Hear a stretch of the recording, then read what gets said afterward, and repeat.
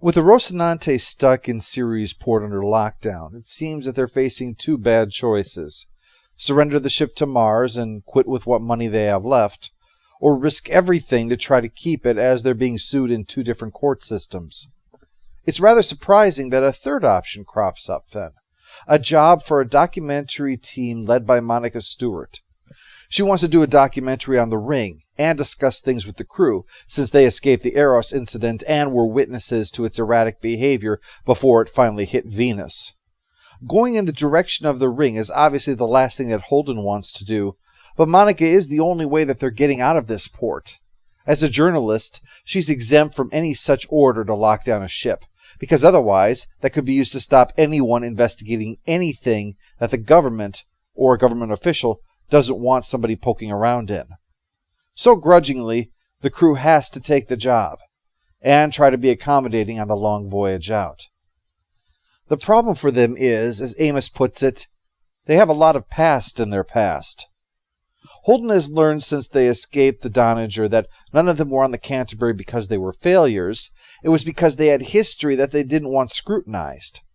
While others were there because they didn't want their past failures to catch up with them, like Holden's dishonorable discharge, they were capable people willing to settle if necessary, so long as they could keep their past where it belongs. So having all these people here has Naomi, Alex, and Amos very unhappy. And they make clear to Holden that it's his job to be so interesting that they forget all about that trio, and that they focus on the crew's most famous face anyway. Ironic that Holden himself has a huge secret, the fact that he has regular conversations with a dead man. Even the one covering for those with something to hide has something to hide. Clarissa is finding herself in not entirely dissimilar situations with her voyage as a mechanic. She needs to be on hand for the final moment of her vengeance, and this job seemed the best way to avoid detection. But one thing she can't hide is a lack of experience, despite being the one in charge, no less. Not only does it lead to the need for the Belter member of the team, Wren, to help her, but she makes a serious mistake in her elaborate plan. A small trace amount of the bomb material that's vital to the plan gets detected by the system, and it's Wren who finds it. This now puts Clarissa in a true bind. She could do nothing, hope that the material isn't traced back to her when it's found, and give up on this particular form of revenge. Or she can kill Wren. He is the obstacle between her and the just death of James Holden, and so, given the choice, she decides to kill him. In fact, she justifies it to herself that it's really Holden's fault. If he hadn't done what he'd done, gotten away scot-free, she wouldn't need to exact punishment. So, Wren has to die, because she has something to hide. And now that she's killed him, she has something else that she needs to hide. Now this does tear her up, though, despite the rationalization that she has. In fact, she nearly adds Anna to the list of victims when the pastor spots her and wants to see if she can help. Anna has been frustrated with the endeavor. While she has done her best to provide spiritual comfort to the crew that sees her at an impromptu service, the real issue for her is considering the theological implications of the ring. How does the existence of the ring and the life form that created it square with human spiritual beliefs?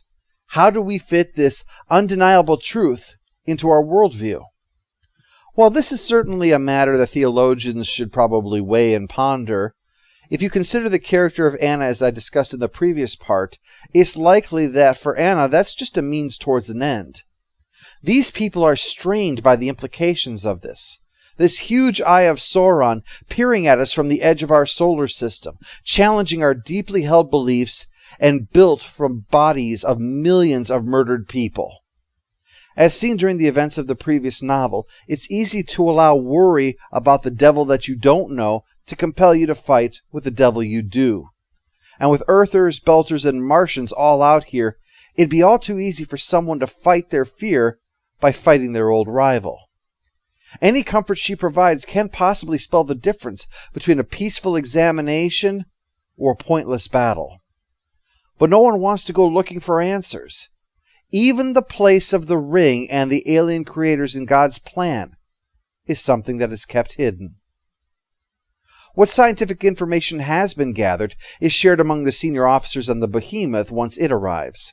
They know the ring does indeed lead somewhere else, but no place like any of them has ever seen before. No sign that it's specifically a wormhole from here to some other part of the universe, because the other side doesn't act like the way the universe normally does. There's also no sign that the EK, the ship that ran through the ring, struck anything. The pilot is dead, but the camera is still broadcasting. And as discussed in the first part, something over there didn't like what the EK was doing and set up a maximum speed limit. Now, speaking of enforcing the rules, Pa takes the opportunity to have Sam arrested for account irregularities because of the advice that Bull provided to try to get things done before they actually arrived out here. He tries to speak up for Sam, but the purpose, again, is to put Bull in his place. If Bull refuses to obey the order and lock up Sam personally, then he'll be relieved of duty. And if he obeys, then he's betraying Sam, his closest supporter among the Belters who are outside of his own team. So either way, Pa wins. Her motive is unlikely to be straightforward bigotry towards him as an Earther. It's more likely just resentment of the idea of Earthers coming out to the Belt and presuming that they can do things better than Belters can. Having Bull be demoted for Pa may have been an insult to Bull, but it is for Pa too. Being effectively told that the Earther would do a better job, that she's not getting this based upon her merit, but on the fact that she's a Belter and he isn't, well, that's a pretty strong reason to resent him. Sam sees through this, though, and as pissed as she is about Bull in this, she's going to stand by him just to spite Pa. Oddly enough, Ashford is the real one that they all should be worried about, as we quickly discover when Clarissa's plan comes to fruition. The documentary was indeed a setup, as Holden expected, to get him near the ring.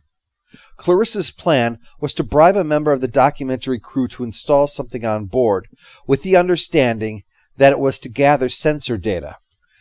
In reality, when the moment arrives, it allows her to take control of some aspects of the ship's functions, and that time is when the explosives go off, destroying a UN ship in the process.